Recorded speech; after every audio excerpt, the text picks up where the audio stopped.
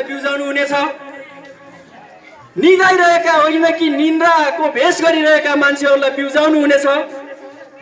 जागरण भनेको त त्यो होला नि, अर्थ जगाउने भनेको होला नि, त्यो विधिको शासनको निम्ति जगाउने होला नि, भ्रष्टाचारको विरुद्धमा जगाउने होला नि, अन्य अत्याचारको विरुद्धमा जगाउने होला नि।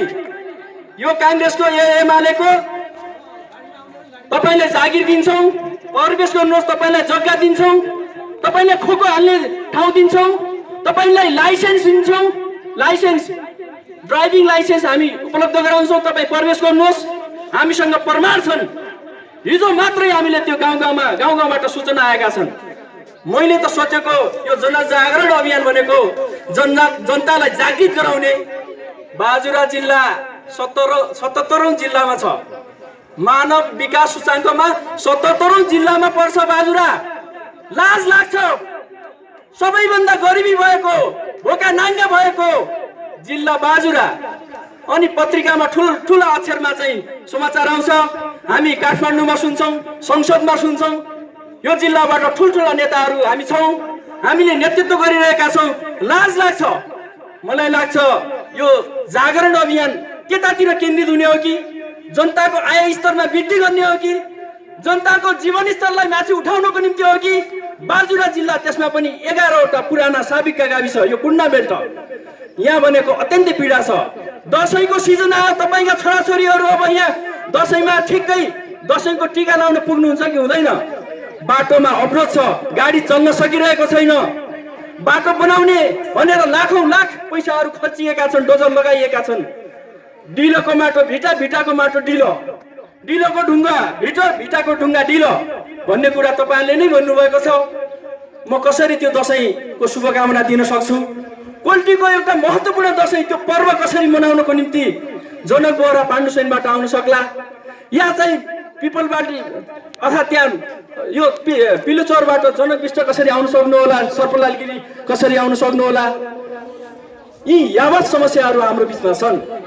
त्यसैले म भन्न चाहन्छु, कतिपय मान्छेहरू अधिकार प्राप्त गरिसकेपछि, त्यो जनताको अधिकार प्राप्त गरिसकेपछि सिंहदरबार गाउँमा आयो भनेर अहिले त्यहाँको सिंहदरबारको सिंह अधिकार होइन, सिंहदरबारको बाघ अब हाम्रा गाउँ ओडामा नगरपालिकामा पनि सिंह आयो कि भन्ने खालको अनुभूति भइरहेको छ। त्यो व्यवहार भइरहेको छ जनतामाथि। जनताको हिजो चुनावमा 10 पल्ट फोन गर्ने मान्छेहरू, हिजो चुनावमा 10 पल्ट घर घर धाउनेहरू अहिले फोन पनि उठाउँदैनन्। गएको बेला भेट्नलाई पनि 1 घण्टा 2 घण्टा कुद्नुपर्छ। नमस्कार गरेको नमस्कार फर्काउन पनि गाह्रो।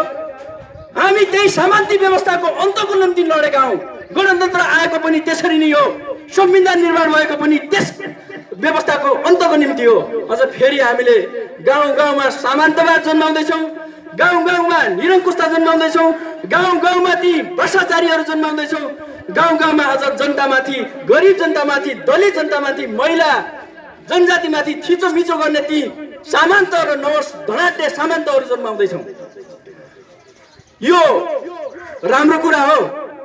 महिलामाथि दुर्व्यवहार गर्ने, महिलामाथि अन्याय गर्ने मान्छेहरू पनि हामी जन्माउँदैछौँ भनेपछि हामीले स्थापना गर्न चाहेको व्यवस्था यही हो। त्यसैले म भन्न चाहन्छु, संविधानमा उल्लेख गरिएको रुल अफ ल, विधिको शासन, संविधानको सर्वोच्चता, सुप्रिमेसी अफ द कन्स्टिट्युसन, यी कुराहरू कार्यान्वयन हुन्छन् कि हुँदैनन् भन्ने कुरा अब हामीले केपी ओलीलाई भन्न पर्दैन।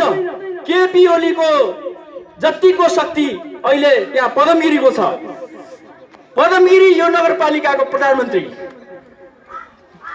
अनि केपी ओलीको जतिकै एउटा शक्ति प्रयोग गर्न पाउनुहुन्छ उहाँले, तर त्यो शक्ति जनताको निम्ति या यो ठाउँको निम्ति, यो भूगोलको निम्ति बुढनन्दा नगरपालिका यो क्षेत्रकै एउटा केन्द्रको रूपमा रहेको यो क्षेत्रमा हिँड्दाखेरि, यो बुढनन्दा नगरपालिकाको केन्द्रमा हिँड्दाखेरि छाती गर्व गरेर हिँड्न सकिने वातावरण कहिले होला?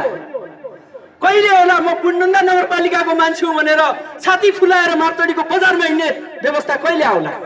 त्यो दिन कहिले आउला? मेरा दाजुभाइहरूले, आदरणीय दिदीबहिनीहरूले त्यो क्वेसन गरिरहनु भएको छ। हामीले, जनताले ती प्रतिनिधि खोजेका होइनन्। यति भन्दा यी कुराहरू यहाँ प्रति व्यक्तिगत रूपमा लक्षित भयो भनेर दुखी नहुनु होला। जनता दुखी छन्।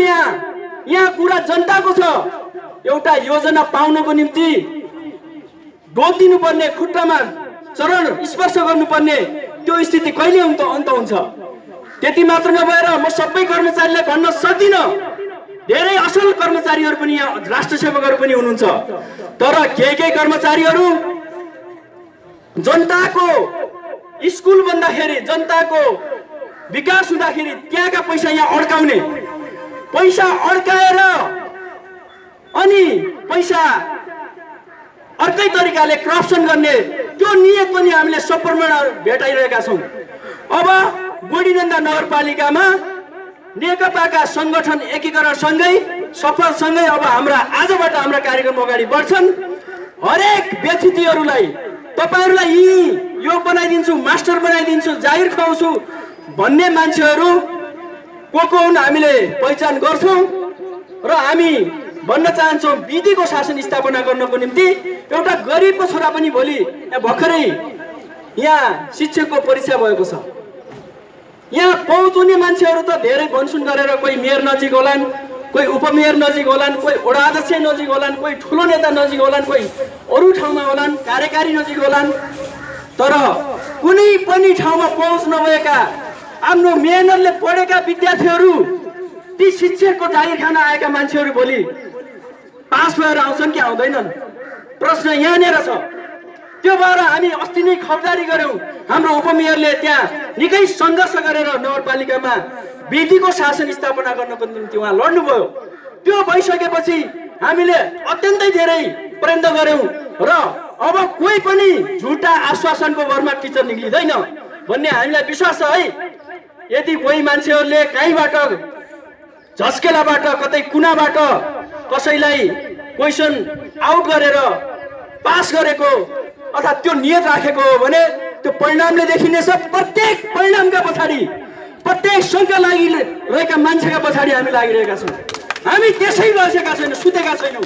हामी जागिरहेका छौँ, निगरानी गरिरहेका छौँ, कसैलाई भरम नपरोस्।